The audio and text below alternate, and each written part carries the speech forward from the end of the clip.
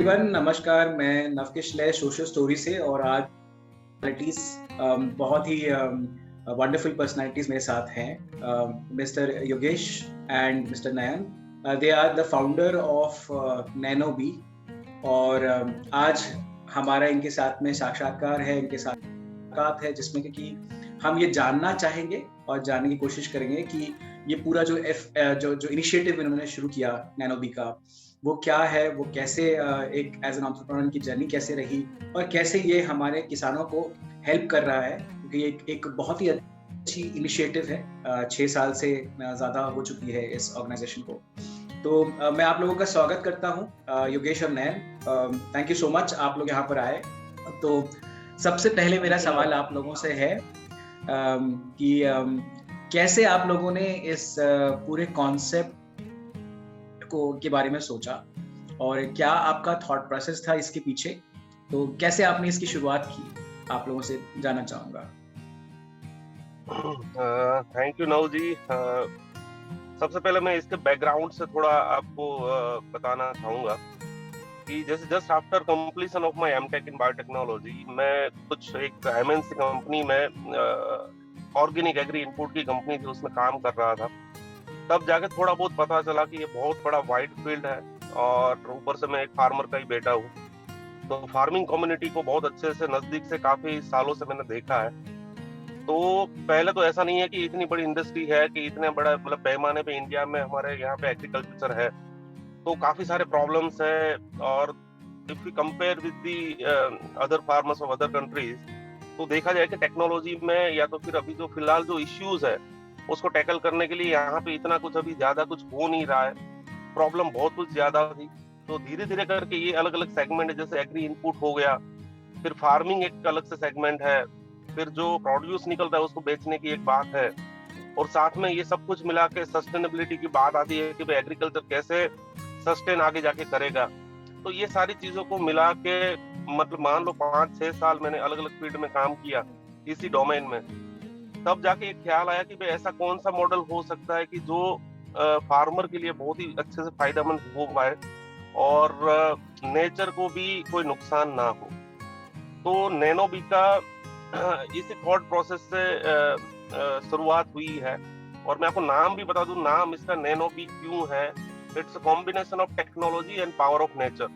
Nano word comes from the nano technology and bee है जो honey bee से हमने लिया है, और ऐसे करके नैनोबी की शुरुआत हुई। तो इसके कोर में अगर देखा जाए कि फार्मिंग में मैं आपको थोड़ा डिटेल में समझा दूं कि अभी के फिलहाल देखा जाए तो 3 तरह की फार्मिंग होती है। एक है ट्रेडिशनल फार्मिंग, जिसमें कन्वेंशनल फार्मिंग भी हम बोल सकते हैं कि जिसमें केमिकल्स जो सालों से यूज हो रहे हैं, और कुछ थोड़ा बहुत उसमें ट्रेडिशनली जो भी हम काउडंग मैन्योर वगैरह वो सब कुछ भी यूज कर रहे हैं, लेकिन टाइम के हिसाब से उसमें काफी कुछ केमिकल अभी हद से भी ज्यादा बढ़ चुके हैं। तो ये एक कन्वेंशनल फार्मिंग हम बोल सकते हैं जो सालों से चल रहा है।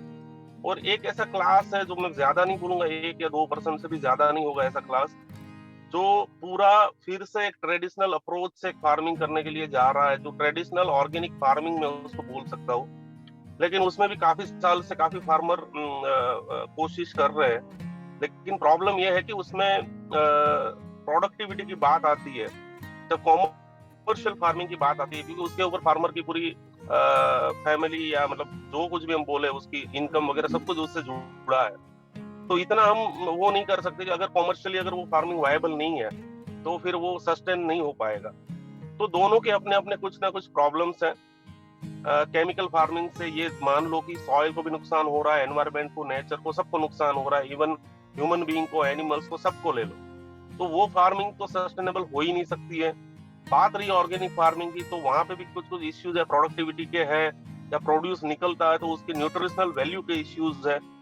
और तो अगर वो फार्मिंग की बात करें तो वो भी एक सस्टेनेबल अप्रोच नहीं है। तो बीच का ऐसा रास्ता है जो इतने साल के एक्सपीरियंस के बाद हमें पता चला, और वर्ल्ड के काफी कंट्रीज इसको फॉलो भी करते हैं, लेकिन इंडिया में एक अलग से उसको नाम नहीं दिया गया है, और वो फार्मिंग का नाम है रेसिड्यू फ्री फार्मिंग। जो ये दोनों कॉम्बिनेशन से चलता है। काफी सारे ऐसे केमिकल्स होते हैं, टेक्नोलॉजी ने काफी कुछ चीजें हमें दी है कि कुछ चीजें अगर हम फार्मिंग में यूज करते हैं, भले उसका बेस केमिकल हो, लेकिन वो कुछ टाइम में डिग्रेड हो जाता है, सॉइल को या नेचर को हार्म नहीं पहुंचाता है। तो वो चीज भी हम यूज कर सकते हैं। और आज के दिन में टेक्नोलॉजी जैसे नैनो टेक्नोलॉजी है, बायोटेक्नोलॉजी है, तो उसके हिसाब से भी काफी अच्छी अच्छी प्रोडक्ट्स है जो 100% ऑर्गेनिक प्रोडक्ट्स होती है, तो वो प्रोडक्ट्स भी हम यूज कर सकते हैं। तो ऐसे कॉम्बिनेशन से जो एक फार्मिंग बनता है उसको बोलते हैं रेसिड्यू फ्री फार्मिंग।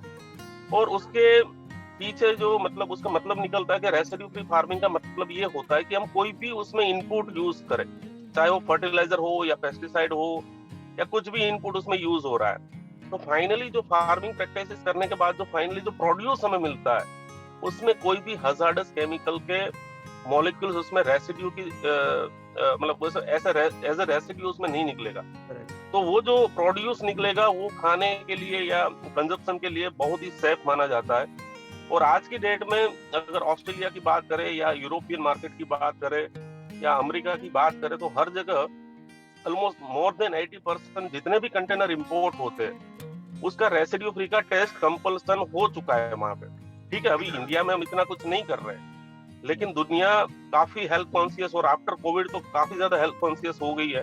काफी सारी गवर्नमेंट मतलब स्पेशली मुझे ऑस्ट्रेलिया की पता है कि वो लोग कोई भी मतलब वेजिटेबल हो या पल्सेस हो या ग्रेन्स हो, कुछ भी इंपोर्ट होता है तो रेसिड्यू फ्री टेस्ट किए बिना वो इंपोर्ट नहीं होता है। तो इतनी बड़ी डिमांड पूरे वर्ल्ड में है।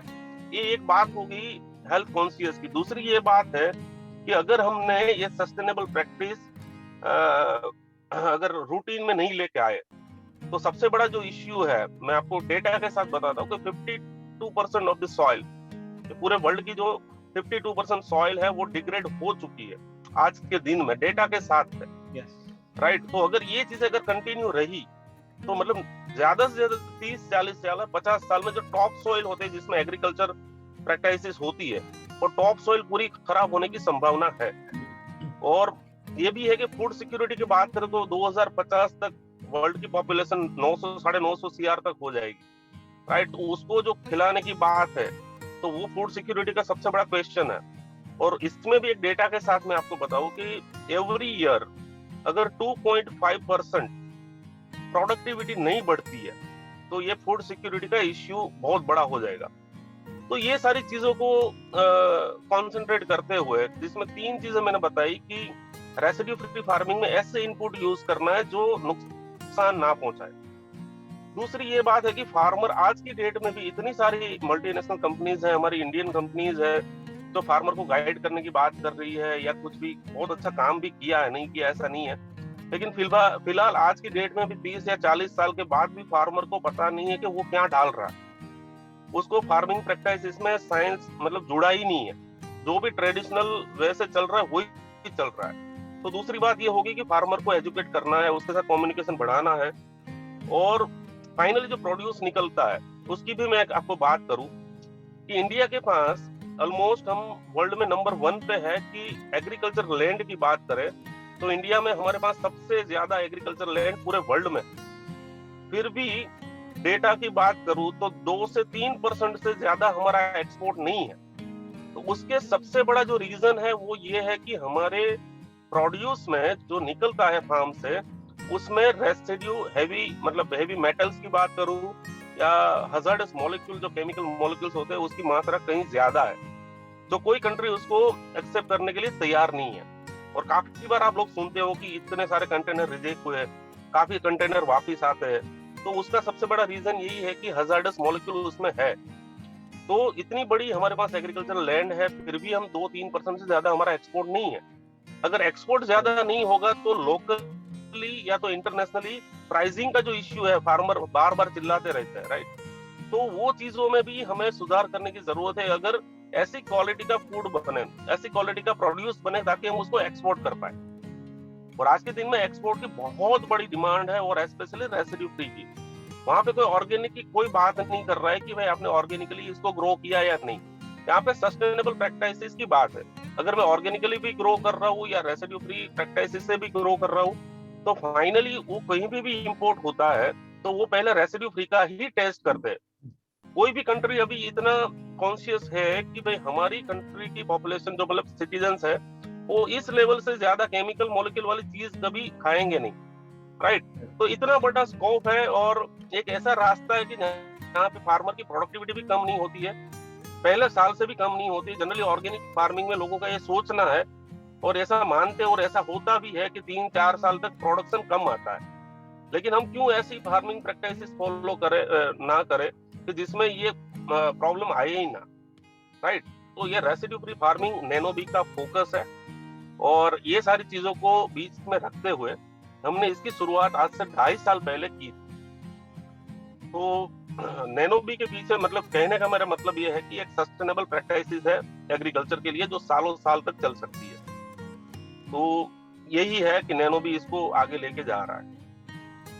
नैनो की बात को भी आगे बढ़ाते हुए मतलब ग्रीन रेवोल्यूशन आया है, केमिकल्स हमने अडॉप्ट किए हैं, सो उसने डेफिनेटली हमें हेल्प किया है। सो ग्रीन रेवोल्यूशन उसकी वजह से ही पॉसिबल हो पाया, राइट। लेकिन विद टाइम के साथ साथ हमने उसका जुडिशियस यूज, जो सही मात्रा में जो यूसेज है वो कहीं ना कहीं मिस हुआ है फार्मर्स से, जिसकी वजह से ये सारी प्रॉब्लम्स खड़ी हुई हैं आज की तारीख में। सो इन सब प्रॉब्लम्स को देखते हुए और हम आगे और क्या नया लेके आ सकते हैं फार्मर्स के लिए जो इकोलॉजिकली एनवायरनमेंट के लिए बेनिफिशियल होगा, फार्मर्स के लिए बेनिफिशियल होगा और उनको इकोनॉमिकली हेल्प भी करेगा। सो ये थॉट प्रोसेस रहा है हमारा नैनोबी को लॉन्च करने। सो आगे आप क्या देखते हैं? मतलब ऐसे तो आपने बहुत अच्छा डेटा बताया कि सॉइल कंजर्वेशन में भी और सॉइल के क्वालिटी को मेंटेन करने के लिए ये काफ़ी अच्छा प्रैक्टिस है। फिर अगर हम इन जनरल अगर हम देखें तो इससे हम फार्मर्स की जो इकोनॉमिक स्टैंडर्ड है उसको हम बढ़ा सकते हैं, हम अपने एक्सपोर्ट को भी बढ़ा सकते हैं एज अ कंट्री। तो it is very much useful. मुझे याद है कि फोन पे जब हम लोग बात कर रहे हैं कहा था कि सस्टेनेबल डेवलपमेंट गोल्स के साथ में आप लोग काफी अलाइन करते हैं। तो थोड़ा सा उस पे अगर आप थोड़ा रोशनी डाल सकें कि कौन कौन से गोल्स हैं जिस पे आप लोग अलाइन करते हैं। अगर सस्टेनेबल डेवलपमेंट गोल की बात किया जाए तो उसमें आई थिंक 17-18 एसडीजीज है, जो उनमें से सबसे बड़ा जो है वो फूड सिक्योरिटी की बात है, वाटर क्राइसिस की बात है, फिर ये फार्मिंग कम्युनिटी का जो भी डेवलपमेंट की बात है।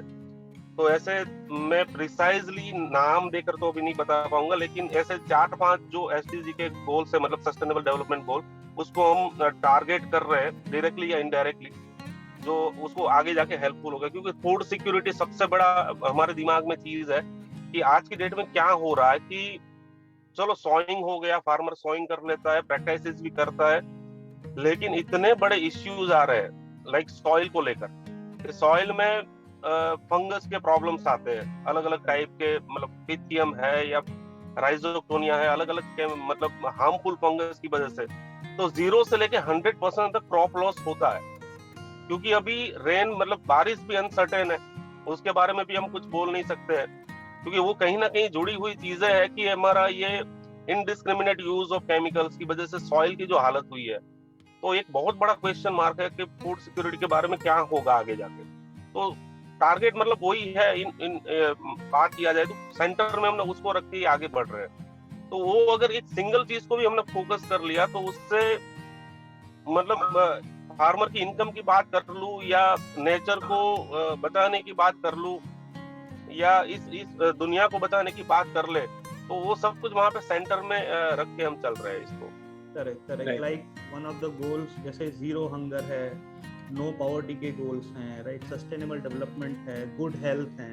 सो आई थिंक इन सब गोल्स को हम कहीं ना कहीं इम्पैक्ट करते हैं with our residue free farming approach, क्योंकि जैसे कि मैंने बताया इसमें इकोनॉमिकली फ़ायदा है फार्मर को, एनवायरनमेंट को नुकसान नहीं है, राइट। सोशो इकोनॉमिक फैक्टर्स इसमें काफ़ी ज़्यादा रोल प्ले करते हैं, नॉलेज इन्हांस करने का इसमें हमारा काफ़ी जोर है फार्मर्स के लिए, राइट। एंड समवेयर हम उनको स्किल भी डेवलप करते हैं जब उनको नॉलेज इम्पार्ट करते हैं, राइट। सो दीज आर ये सब गोल्स हैं, I think we are playing a part in them, right.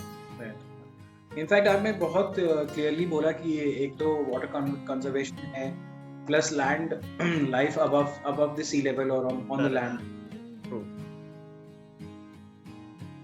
उसको हम इम्पैक्ट करते हैं, डायरेक्टली इम्पैक्ट करते हैं, राइट। इसके अलावा अगर देखा जाए तो इंफ्रास्ट्रक्चर फॉर द फार्मर्स वो भी हम कवर करते हैं, एक जो उनका इंफ्रास्ट्रक्चर और उनको जो अच्छी क्वालिटी फार्मिंग करने के लिए जो चीज़ें चाहिए वो भी आप प्रोवाइड कर रहे हो थ्रू नैनोबी। तो these are few important things which you are touching under section sustainable development goals. Specifically अगर हम बात करें तो it is focusing on goal SDG goals 15 then 30 and 14 अगर देखा जाए, and certain in terms of infrastructure also. Correct. Exactly. Right. तो मेरा नेक्स्ट सवाल ये है कि अभी तक 2.5 सालों में आपने जितने भी जगह पे काम किया है, जितने भी लोगों के साथ में काम किया है, तो उससे आपने क्या ऑब्जर्व किया, उसका इम्पैक्ट क्या रहा, किस तरीके से आप लोगों ने उसको मेजर किया, कैसा रहा आपका परफॉर्मेंस?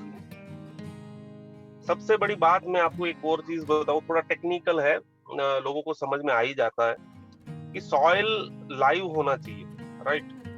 तो उसमें जो सबसे बड़ा प्रॉब्लम यह है कि जो माइक्रोबियल चीजें होती है, लाइक माइक्रो ऑर्गेनिजम्स होते हैं, सॉइल तब लाइव रहती है। और प्लांट की कोई भी प्रोसेस है वो थ्रू माइक्रोबियल रूट ही जाती है। लेकिन जब इनडिस्क्रिमिनेट यूज ऑफ केमिकल्स की जो बात की योगेश ने, कि उसकी वजह से जो उसकी पॉपुलेशन होनी चाहिए वो मैं 1 गुना 2 गुना 10 गुना बात नहीं कर रहा हूँ, लाख गुना कम हुई है। तो उसकी पॉपुलेशन होनी चाहिए माइक्रोब्स की, जो बेनिफिशियल माइक्रोब्स सॉइल में होने चाहिए, तो उसकी संख्या काफी कम हुई है। और आप कोई भी फर्टिलाइजर सॉइल में सर डाल दो, या स्ट्रेस की बात करें जिसमें एबायोटिक स्ट्रेस या बायोटिक स्ट्रेस जो प्लांट को लगता है, और उसकी इनर्ट इम्यूनिटी की बात प्लांट की करें, हर जगह कहीं पे भी ऐसा कोई रोल नहीं है कि जहाँ पे माइक्रोब्स ना हो। तो सबसे बड़ा इंपॉर्टेंट जो रोल है वो माइक्रोब्स का है सॉइल में, राइट? तो सॉइल में आज की डेट में मैंने जैसे बोला, लाख गुना से भी ज्यादा बेनिफिशियल माइक्रोब्स कम हो चुके हैं और पैथोजेंस बढ़ रहे हैं। जो हार्मफुल माइक्रोब्स है उसकी संख्या बढ़ रही है। तो हमारा ये टारगेट था कि पहले हम है ना माइक्रोबियल प्रोडक्ट के ऊपर फोकस करें, जो हमने किया 2.5 साल के अंदर। और आज की डेट में मैं बहुत खुशी के साथ बताना चाहूंगा कि हमारी टीम साइज के हिसाब से देखा जाए तो मेरे डायरेक्ट टच में 150-200 फार्मर डायरेक्टली मेरे टच में है, कि सॉइल में जब हम माइक्रोबियल प्रोडक्ट यूज करना स्टार्ट करते हैं तो विद इन अ मंथ या 6 महीने की बात करूं या एक क्रॉप साइकिल की बात करूं, तो जैसे मैंने अभी आगे आपको बताया कि जो क्रॉप लॉस होता है फंगल के इश्यूज की वजह से सॉइल में, राइट, वो हमने मोर देन 80% या नियरली 100% हमने क्रॉप को बचाया। सॉइल में एक पीएच का बहुत बड़ा रोल होता है कि भाई पीएच नियर अबाउट 7 होना चाहिए, तब फार्मिंग बेटर तरीके से हो सकती है। तो हर जगह ऑलमोस्ट, मैं गुजरात के एमपी की बात करूं जहाँ पे हम अभी काम कर रहे हैं, वहां पे 7.5, 8, 8.5 तक पीएच है। अगर उसमें कंटिन्यूसली जब माइक्रोबियल प्रोडक्ट यूज होना स्टार्ट होता है तो वो पीएच भी बैलेंस होना स्टार्ट हो जाती है। तो ये भी हमने करके देखा है। अगर मैं इम्पैक्ट की बात करूं, भाई नैनोबी ने सबसे पहले हमने फोकस माइक्रोबियल प्रोडक्ट पे क्यों किया, क्योंकि जब सॉइल लाइव नहीं होगा तब तक कुछ नहीं होने वाला। तो सॉइल को पहले लाइव करना जरूरी था, तो हमने वो फोकस पहले किया। और वो करने से हमें ये फायदा हुआ कि कम से कम हम 20 से 25% तक केमिकल फर्टिलाइजर कम कर पाए हैं, टेक्निकली कम कर पाए हैं। काफी सारे टेस्टिमोनियल्स है, फार्मर ने खुद ये चीजें प्रैक्टिकल देख के कम किया है। क्योंकि माइक्रोब्स के 3 टाइप के रोल होते हैं। एक तो न्यूट्रिएंट को अवेलेबल करवाना, वो दुनिया में अफर है, अफर का बोलना मेरा ये है कि उसका कोई ऑप्शनल नहीं है, ये चीजें ऑप्शनल नहीं है, वहां पे माइक्रोब्स चाहिए ही चाहिए, तो वो कंपल्सन में आता है। तो एक न्यूट्रिएंट को अवेलेबल करवाने में सबसे बड़ा रोल इसका होता है। फिर डिजीज फ्री सॉइल का जो कंसेप्ट है उसके पीछे भी सबसे बड़ा रोल है वो माइक्रोब्स का होता है। और आज तक जितने भी हमने हजार्डस केमिकल सॉइल में डाले हैं, जो अभी भी एज अ रेसिड्यू सॉइल में पड़ा है, तो उसको भी डिग्रेड करने का काम माइक्रोब्स करते हैं। तो ये सबसे 3 ये चीजें सबसे बड़ी है जो सॉइल को इम्प्रूव करने के लिए, उसकी फर्टिलिटी बढ़ाने के लिए, या पानी को या मॉइस्चर को रखने के लिए एक ऑप्टिमम लेवल होना है, तो वो सारी चीजें माइक्रोब्स से हमने डेवलप किया है।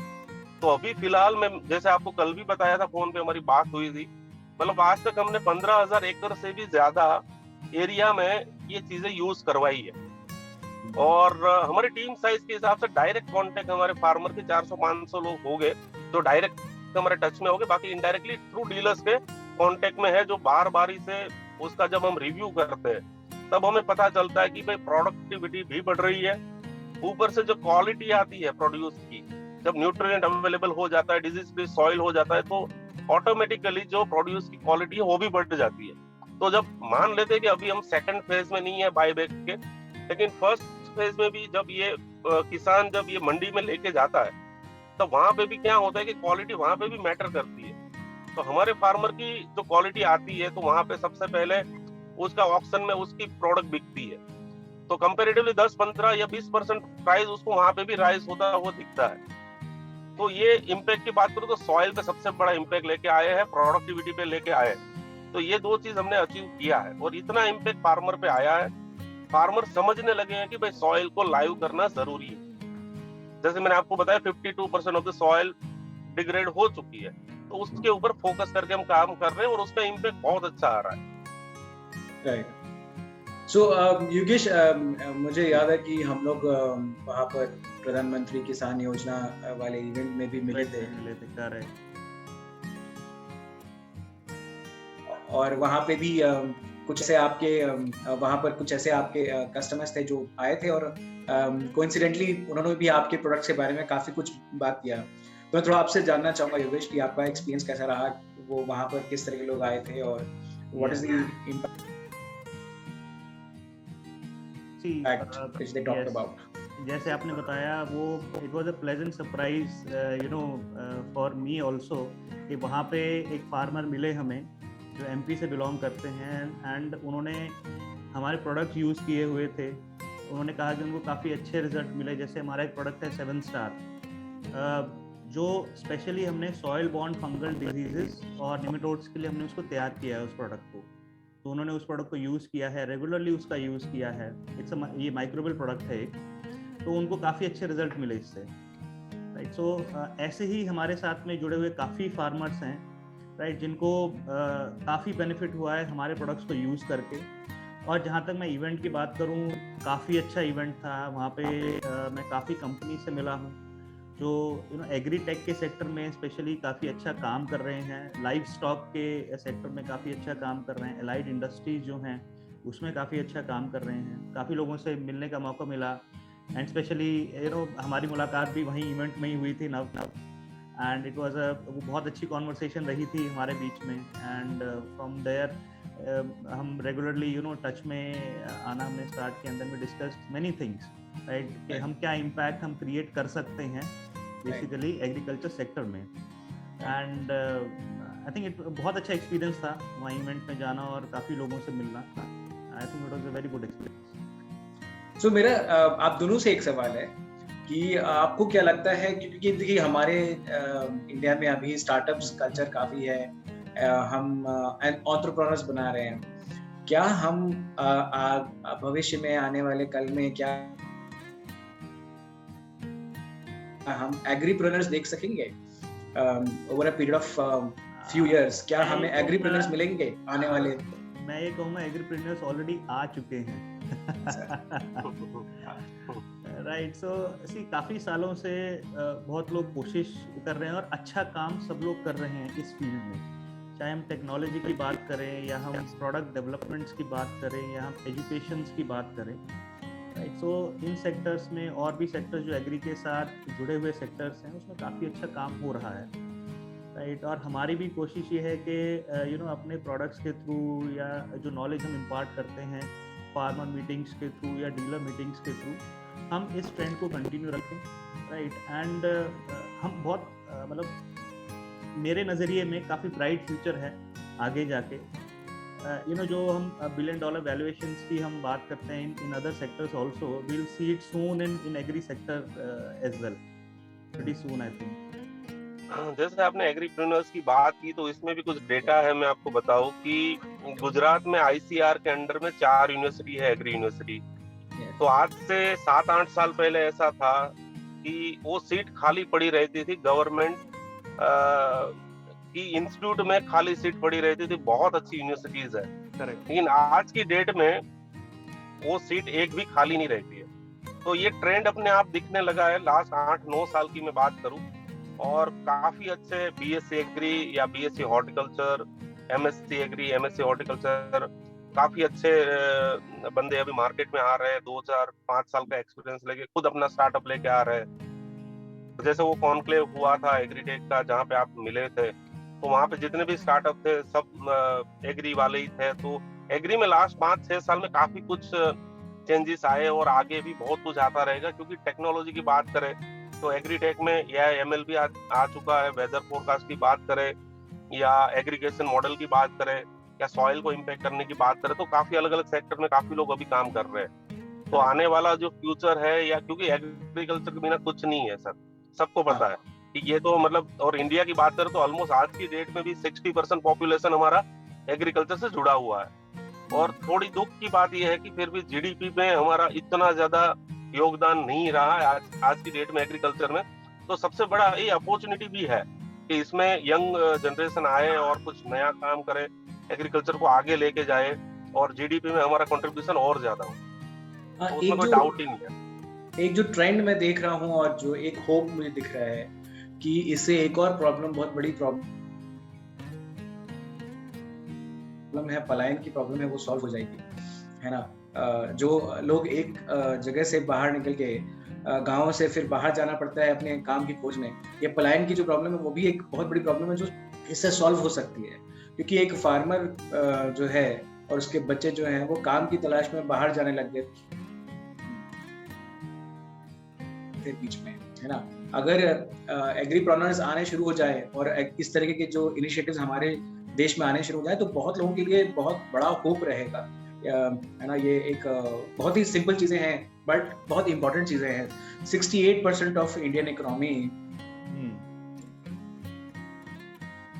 आज भी एग्रीकल्चर पे है ना, डिपेंडेंट है। हमारी जो इकोनॉमी है 68% एग्रीकल्चर पे डिपेंडेंट है। अनफॉर्चुनेटली फार्मर्स की कंडीशन बहुत अच्छी नहीं है हमारे देश में, और वो धीरे धीरे उसको और अच्छी करनी पड़ेगी, क्योंकि वही हमारा बैकबोन है। अगर देखा जाए तो हमारे इकोनॉमी का पूरा बैकबोन है। और मुझे बस एक अपने लाइफ का एक किस्सा याद आता है, क्योंकि मैं भी एक छोटे शहर में पला बड़ा हूँ, तो हमारे पास बहुत अच्छा सा आंगन हुआ करता था और एक छोटा सा जो ये होता है खेत होता है वो हमारे पास था वहाँ पे। तो वहाँ मुझे याद है कि 18 या 20 साल की उम्र तक मैंने अमरूद खरीद के नहीं खाया था कभी। तो हमारे यहाँ पेड़ लगे हुए थे तो हम पेड़ से ही तोड़ के खाते थे, या टमाटर वगैरह हमारे लिए, या मिर्ची वगैरह हम लोग हम कभी खरीद के नहीं खाए थे। तो मैं जब दिल्ली आया पढ़ने के लिए पहली बार जब मैंने अमरूद खरीदा तो मुझे एहसास हुआ कि कितना महंगा है। तो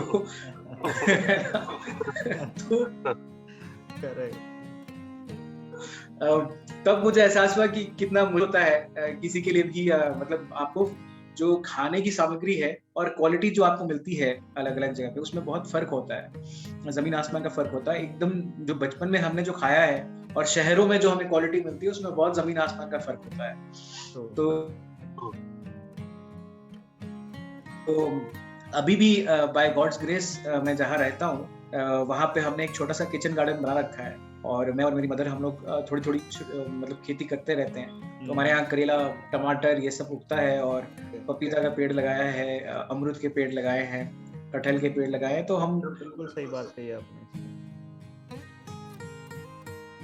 तो ये अपने आप में आपको बहुत सेटिस्फाइंग रहता है। योगेश, आप कुछ कह रहे थे? नहीं, डेफिनेटली। सी, आप जैसे आपने बात किया ना अर्बन फार्मिंग का, तो मैं जस्ट ये बताना चाहूँगा कि हम अर्बन फार्मिंग के लिए भी कुछ काम कर रहे हैं। हमारे कुछ प्रोडक्ट्स हैं जो अर्बन फार्मिंग में भी यूज होते हैं, like for terrace gardens and kitchen garden.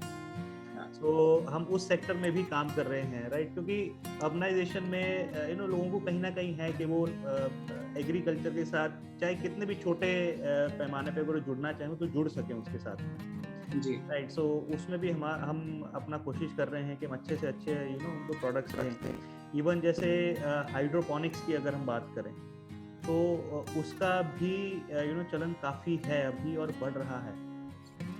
काफ़ी कंपनीज हाइड्रोपोनिक्स फार्म्स सेटअप करके देती हैं, मे बी इन या लार्ज एरिया में या फिर आपके खुद के घर के अंदर भी वो सेटअप करके दे सकते हैं। सो ये चीज़ें हैं जो आप ट्रेंड्स की बात कर रहे थे, सो ये कहीं ना कहीं उससे रिलेट भी करते हैं। जी, करेक्ट। और एक और होप दिखता है कि जो यंगस्टर्स हैं, जो हमारे जो आने वाली पीढ़ी है, वो भी इस चीज में काफी इंटरेस्ट ले रही है।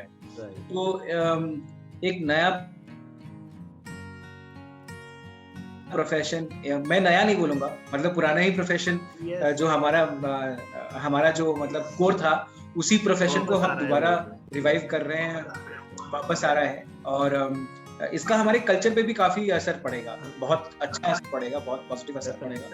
सही बात है। आपकी जब खान पान जब आपके अच्छे होते हैं, आपके थॉट प्रोसेस भी बहुत सिंपल रहते हैं, अच्छे रहते हैं, तो उसका बहुत असर पड़ता है। Health is wealth. इनफैक्ट मैं कभी कभी, जैसे कि मुझे बड़ा अच्छा लगता है जब मैं करेला तोड़ के और उसका भुजिया बना के खुद ही खा लेता हूँ। मतलब 2 आदमी हम लोग हैं, तो कुछ मन हुआ तो आप किचन गार्डन से निकाल कर और आप किचन गार्डन से निकाल कर और आराम से उसको बना कर खा सकते हैं, तो बहुत स्वाद आता है उसमें, वो उसका अलग ही मजा होता है। और उसमें एक फार्मिंग में आपको एक कहते हैं ना कि जीवन जीने की कला होती है एक्चुअली। बहुत पेशेंस और बहुत ही आपको नर्चर करना होता है चीजों को। तो as a human being also आप बहुत कुछ सीखते हैं, क्योंकि किसी चीज को उगाने में कितना पेशेंस चाहिए, कितना ख्याल रखना पड़ता है, कितना केयर करना पड़ता है, कितना नर्चर करना पड़ता है चीजों को, वो अपने आप में एक बहुत अच्छा एक्सपीरियंस है। इंसानों को अगर हम खेत में अगर रह जाएं पूरे साल, तो वहां से निकलने के बाद हमारी पर्सनालिटी में बहुत चेंजेस आते हैं। एज ए ह्यूमन बीइंग हम बहुत कुछ सीख कर आते हैं वहां से। मिट्टी से जुड़ने का जो एक ये होता है कि आपको पता चलता है कि सही में मिट्टी की जो खुशबू होती है और मिट्टी के जो अपना जो एक ये होता है, वो अलग ही उसका मजा है ना। तो मैं आप दोनों से जानना चाहूंगा, नयन एंड योगेश, कि आगे आप क्या देखते हैं एज एन इंडिविजुअल, क्योंकि आप लोग भी एक यंग जनरेशन को आप लोग रिप्रेजेंट करते हैं, तो आप लोग आने वाली पीढ़ी से आप क्या मैसेज देना चाहेंगे? आपके हिसाब से क्या विजन है, क्या चेंजेस होंगे, क्या बदलाव होंगे? सबसे पहले मैं अगर आपको बताऊं कि इसको आगे मैं कैसे पर्सनली देख रहा हूँ, जैसे मतलब कोर फील्ड है, मेरा पूरा टेक्निकल बैकग्राउंड है, तो अब एज अ को फाउंडर इस कंपनी में जैसे अभी काफी कुछ काम करना बाकी है जो हम अभी कर रहे हैं, कि कोई भी एक क्रॉप होता है उसकी एक पैकेज ऑफ प्रैक्टिसेस बनती है, सॉइंग से लेकर हार्वेस्टिंग, तो काफी सारे क्रॉप है, तो वो जो पैकेज ऑफ प्रैक्टिसेस है उसको पूरा रेसिड्यू फ्री कैटेगरी में हम लेके आ रहे हैं, राइट। तो वो मैं देख रहा हूँ कि भाई मेरा ये काम है कि इंडिया में जितने भी क्रॉप हो रहे हैं वो सारे में रेसिड्यू फ्री कैटेगरी में कैसे उसको कन्वर्ट किया जाए। तो ये एक और फील्ड का काम है जो मैं देख रहा हूँ, और इन फ्यूचर मतलब बहुत ज्यादा टाइम भी नहीं कि इसको रेप्लिकेट करना या मल्टीप्लाई करना, अलग अलग स्टेट में इसको लेके जाना, वो पूरा टेक्नोलॉजी का गेम है, आईटी का गेम है, वो मैं भी योगेश का इंडिविजुअल उसका देखना है। लेकिन जो कोर फील्ड है, सॉइल से जुड़ी है या क्रॉप से जुड़ी हुई चीजें है, तो उसके ऊपर मैं फोकस कर रहा हूँ, और आज के दिन में इसके ऊपर काम करने वाले बहुत कम है। तो ये भी मैं एक्सपेक्ट करता हूँ कि और भी लोग हमसे जुड़े और इस चीज को हम आगे लेके जाए, क्योंकि जब हम रेसिड्यू फ्री की बात करते हैं तो सबसे बड़ी बात मैंने जैसे आगे भी बार बार बोला कि सॉइल के इश्यूज हम जीरो करना चाहते हैं ताकि प्रोडक्टिविटी या क्वालिटी के इश्यू ही ना रहे। तो जो भी प्रोडक्ट्स उसमें फर्टिलाइजर हो या पेस्टिसाइड हो, जो कुछ भी यूज हो रहा है, तो ये एक इतनी आसान भी प्रोसेस नहीं है कि इसको सेट करना, लेकिन हमारे एक्सपीरियंस से हमारे लिए बहुत आसान लग रही है हमें कि हम ये कर पाएंगे, और इसके ऊपर ऑलरेडी हम काम कर रहे हैं। तो मैं अगर इंडिविजुअल देखना चाहूंगा तो मेरा ये विजन है कि मैं सारे क्रॉप की जो पैकेज ऑफ प्रैक्टिसेस है उसको मैं रेसिड्यू फ्री में कन्वर्ट कर दूं। अभी कुछ क्रॉप जो गुजरात और एमपी के रीजन में है उसमें 70-80% क्रॉप को हमने टारगेट करके उसको 0 से लेकर 100 तक पूरा वो प्रैक्टिसेस हमने चेंज किया है। और भी टेक्नोलॉजी इसमें आ रही है, फर्टिलाइजर और पेस्टिसाइड, उसको भी हम साथ में टाइम के साथ अपडेट कर रहे हैं। तो एज एन इंडिविजुअल मैं ये चीज को देख रहा हूँ कि इन वेरी शॉर्ट टाइम हमें ये चीज करनी है, और आगे ये नैनोबी का विजन भी है जिसको हम फॉलो कर रहे हैं। राइट। तो जैसे हमने भी बात करके सारी सिनर्जीज ना अभी एक साथ आ रही हैं फॉर अस, राइट कि हमारे पास में राइट टेक्नोलॉजी है, राइट टाइम है ये चीज़ों को इम्प्लीमेंट करने के लिए। एंड फार्मर्स भी अभी इन चीज़ों को समझने लगे हैं। जब भी हम कहीं फार्मर मीटिंग्स करते हैं तो काफ़ी उसको इंटरेस्ट लेके चीज़ों को सुनते हैं और उसको इम्प्लीमेंट भी करना चाहते हैं, और उसको हमारी सपोर्ट के साथ उसको कर भी रहे हैं implement with our products and knowledge that we give. तो उस चीज़ों को काफ़ी अच्छे से उसको इम्प्लीमेंट भी कर रहे हैं, राइट। सो सी भारत जैसे देश में, जो कि काफ़ी बड़ा देश है, राइट, एरेबल लैंड काफ़ी ज़्यादा है। सो अगर आपको अपनी कोई भी टेक्नोलॉजी अगर आप चाहते हैं कि पैन इंडिया लेवल पे आप उसको इम्प्लीमेंट करना चाहते हैं, या मे बी अगर आप एक स्टेट की भी बात करें इनिशियली स्टार्ट करने के लिए, राइट, तो you need a very concentrated effort.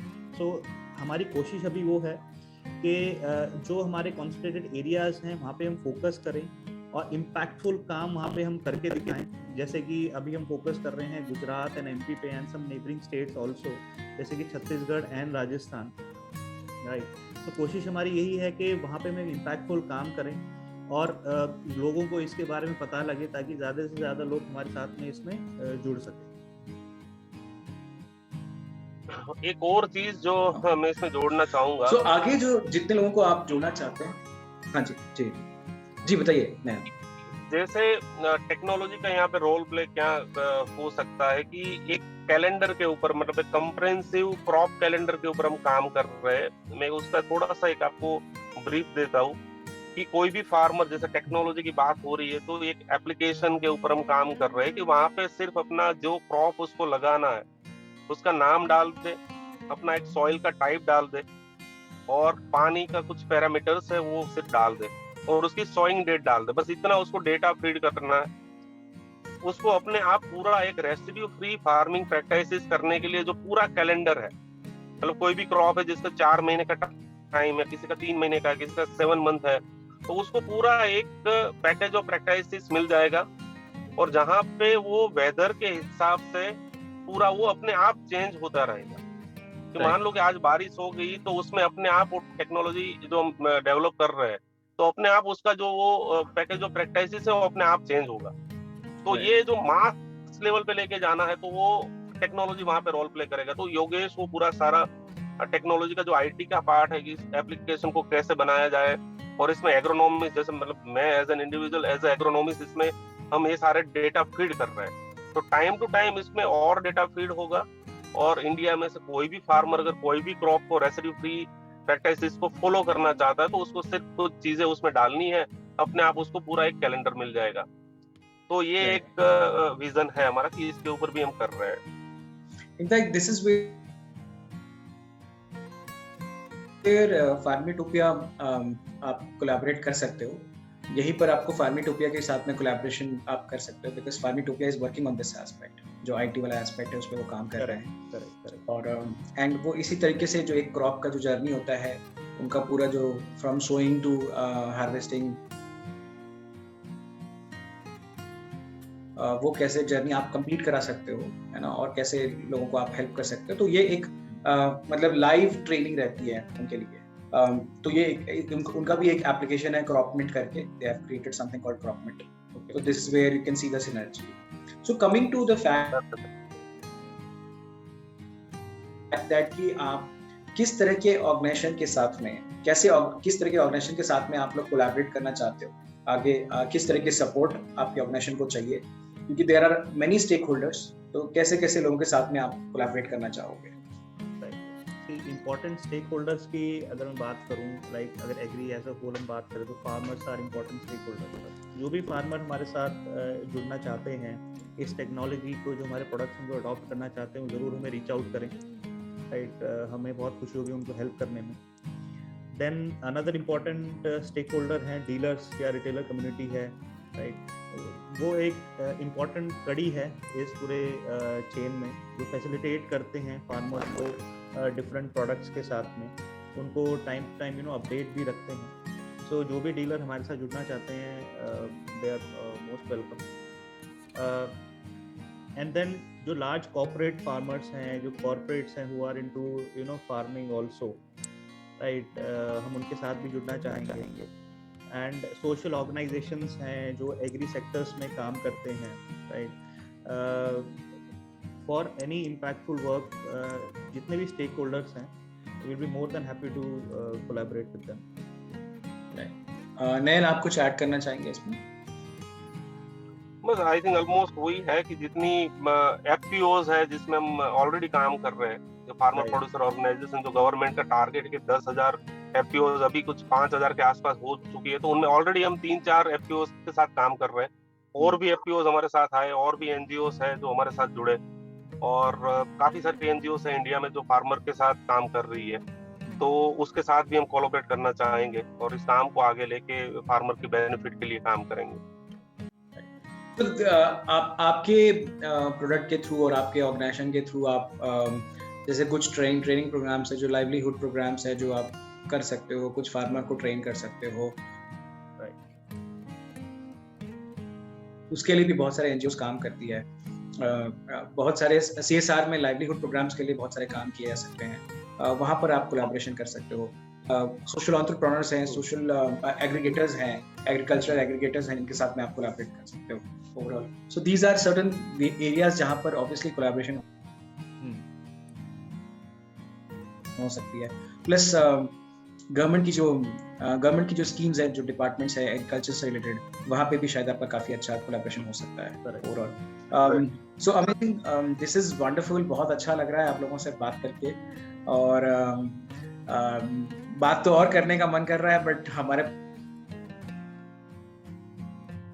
Pass time constraint है ना. अभी तो और भी बातें करने का बहुत जी चाह रहा था, पर टाइम की थोड़ी सी कंस्ट्रेंट है हमारे पास. तो हम आपसे फिर से मिलेंगे, आपके बेनिफिशरीज, आपके साथ जो फार्मर्स हैं, उनकी भी कहानी हम आपसे जरूर लेंगे और इसको आगे बढ़ाएंगे. And social story as an organisation is always available आप लोगों के लिए, ताकि आप अपने वॉइस को दूसरों तक पहुंचा सके. जो आप काम कर रहे हैं उसको आप ज़्यादा मास तक पहुंचा सके हमारे थ्रू. और हम आपको इसमें भी हेल्प करेंगे कि हम फार्मिटोपिया और अदर ऑर्गेनाइजेशंस के साथ में फैसिलिटेट कर सकते हैं. आपका एक कोलैबोरेशन जो है, कोलैबोरेशन में आपको फैसिलिटेट कर सकते हैं with different organisations and different places. So it will be a wonderful thing. Thank you. Thank you so much, Yogesh. Thank you so much, Nayan. Thank you for your time. Thank you, Nav. Yeah, thank you, Nav. Thank you. से धन्यवाद हमें यहाँ इसमें interview में जोड़ने के लिए, and we are really thankful. Thank you so much. Thank you, Nav. Thank you. Thank you. Yeah.